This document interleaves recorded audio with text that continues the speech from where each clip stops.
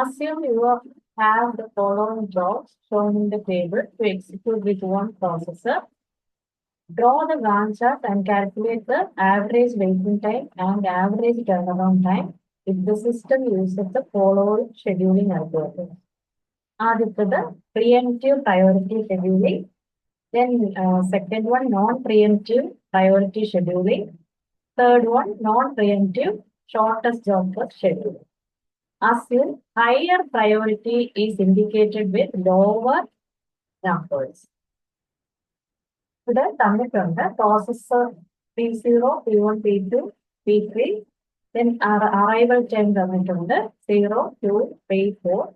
Then CPU burst time, CPU time അല്ലെങ്കിൽ burst time milli സെക്കൻഡ്സിൽ തന്നിട്ടുണ്ട് 4, 5, 1, 3.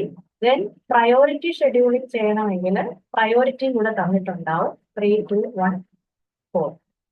ഇവിടെ സ്പെസിഫൈ ചെയ്തിട്ടുണ്ട് higher priority is indicated with lower numbers. അപ്പോൾ 1 ആണെങ്കിൽ അതിന് ഹയർ പ്രയോറിറ്റി ആയിരിക്കും. ഇതിൽ ഏറ്റവും പ്രയോറിറ്റി കൂടുതൽ 1 ആണ്.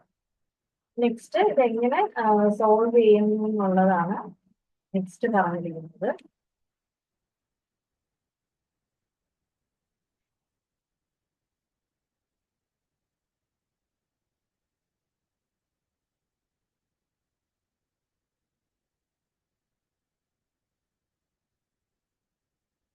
Non-preemptive priority scheduling.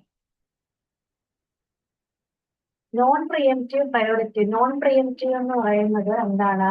അതായത് ഒരു പ്രോസസ്സ് എക്സിക്യൂട്ട് ചെയ്തുകൊണ്ടിരിക്കുമ്പോൾ അടുത്ത പ്രോസസ്സ് വന്നാലും CPU വിട്ടു കൊടുക്കാതെ നിൽക്കുന്ന ഷെഡ്യൂളിങ്ങിനെയാണ് നോൺ പ്രിയംറ്റീവ് ഷെഡ്യൂളിംഗ് എന്ന് പറയുന്നത്.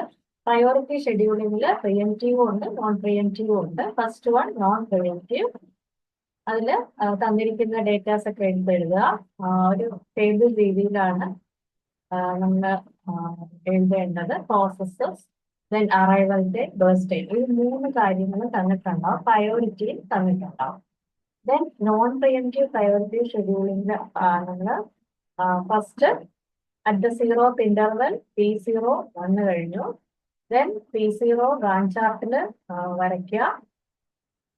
ദെൻ ഇത് നോൺ പ്രിയംറ്റീവ് ആണ്. അതായത് പ്രയോറിറ്റി എത്ര തന്നെ ഉണ്ടായാലും ഫസ്റ്റ് അറൈവൽ ടൈമിൽ P0 മാത്രമേ ഉണ്ടായിരുന്നുള്ളൂ. P0 CPU കൊടുത്തു, CPU കൊടുത്തു. അതിന്റെ ബേർസ്റ്റ് ടൈം 4 ആണ്. അപ്പൊ 4 മില്ലി സെക്കൻഡ്സ് P0 CPU കൊടുത്തു. അപ്പം നമ്മുടെ ഗാന്റ് ചാർട്ടിൽ 4 മാർക്ക് ചെയ്യുക. Then as it is known preventive, അതിന് മുമ്പ് തന്നെ P1, P2 വന്നിട്ടുണ്ടാവും. എങ്കിലും എന്താണ് P0 തന്നെ കണ്ടിന്യൂ ചെയ്യും. CPU അത് എന്ത് ചെയ്യുക, ആ പർട്ടിക്കുലർ പ്രോസസ്സ് P0 എന്ന് പറയുന്ന പ്രോസസ്സ് ചെയ്ത് കഴിഞ്ഞിട്ടേ നെക്സ്റ്റ് പ്രോസസ്സിന് കൊടുക്കുള്ളൂ.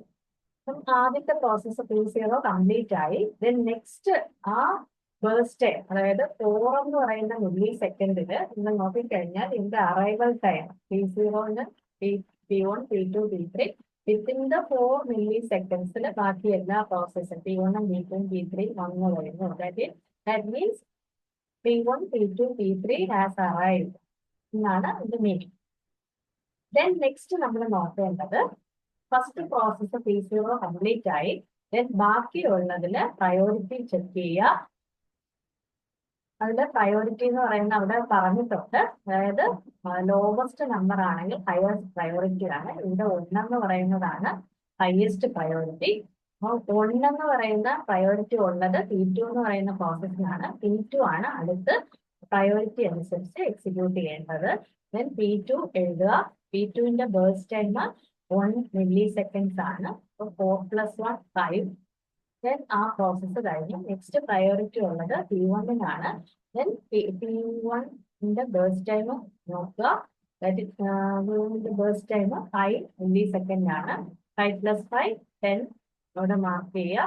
ദെൻ നെക്സ്റ്റ് പ്രയോറിറ്റി ഉള്ളത്, അതായത് P0 ഓൾറെഡി കംപ്ലീറ്റ് ആയി കഴിഞ്ഞു.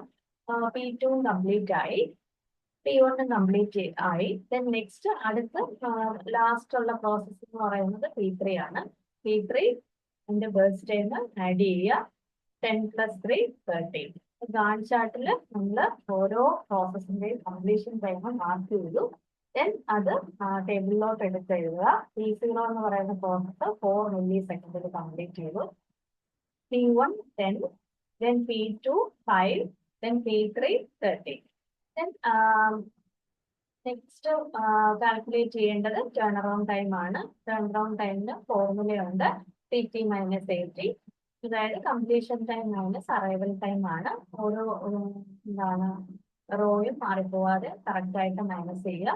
Then average turn around time എന്ന് പറയുന്നത് എല്ലാം കൂടെ കൂട്ടുക, divided by total number of process. അതായത് 4 + 8 + 2 + 9 ഡിവൈഡഡ് ബൈ 4. ഇത്രയും 5.75 മില്ലി സെക്കൻഡ്സ് എന്ന് കിട്ടും. നെക്സ്റ്റ് വെയിറ്റിംഗ് ടൈം കണ്ടുപിടിക്കാൻ ഫോർമുല അറിയാം. അത് TAT - BT ആണ്. ദെൻ ഓരോ റോയിലും കറസ്പോണ്ടിങ് ആയിട്ട് മൈനസ് ചെയ്യുക. ദെൻ ആവറേജ് വെയിറ്റിംഗ് ടൈം നേരത്തെ പ്രോബ്ലത്തിൽ കണ്ടുപിടിച്ചതുപോലെ എല്ലാം കൂടെ ടോട്ടൽ ചെയ്യുക. 0 + 3 + 1 + 6 divided by total number of process. അതായത് 4 കൊണ്ട് ഡിവൈഡ് ചെയ്യുക. 2.5 മില്ലി സെക്കൻഡ്സ് എന്ന് കിട്ടും.